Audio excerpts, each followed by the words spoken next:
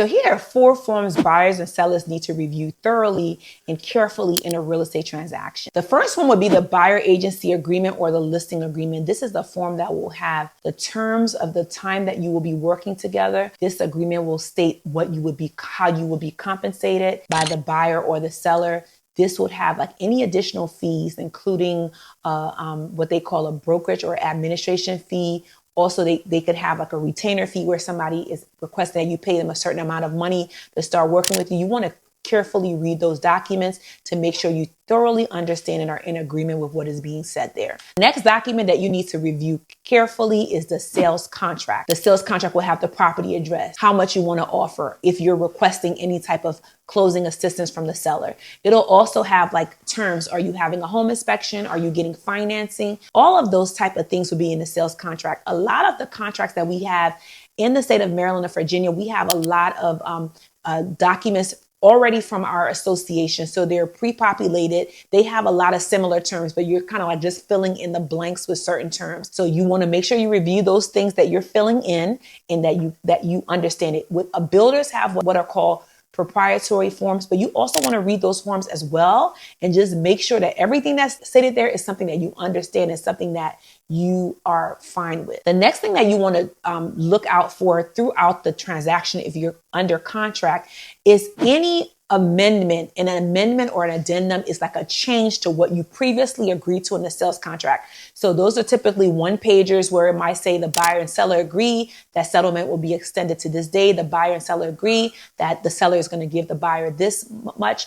The buyer and seller agree that the buyer will give this to the seller. It'll have whatever changes have been decided from the original contract. Next thing that you want to look at is the preliminary Alta statement. And that document will have all of the different fees that are being charged to you as a buyer or a seller. So it might have like the title company fees, lender fees. If you're a buyer or seller, it might have commissions that you're paying to whoever your agent is. It might have those on that document as well. So the seller also review before closing an estimated seller net sheet. And on that seller net sheet, it will tell them that the fees, whatever fees that they're paying, if they're a payoff that they're paying, it wants to have all of those things on there. So the seller has a very good idea of what they can expect to get back at settlement. You don't want a situation where a seller is thinking, okay, I need my $50,000 because I need to put it down on the next house, and you didn't get that document, and now you find out a couple of days before settlement that you're only getting $10,000 back. The next document you want to make sure that you look at would be your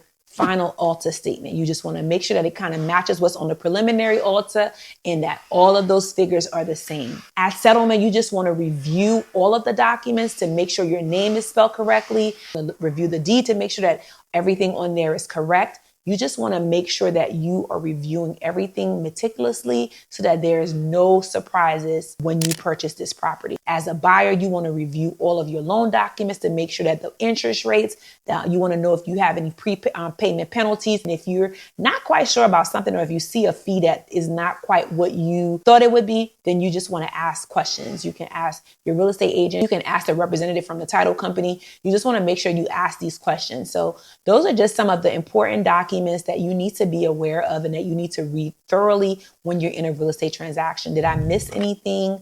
Did you recently buy or sell a home? Did you have a chance to review those documents? Let me know in the comments.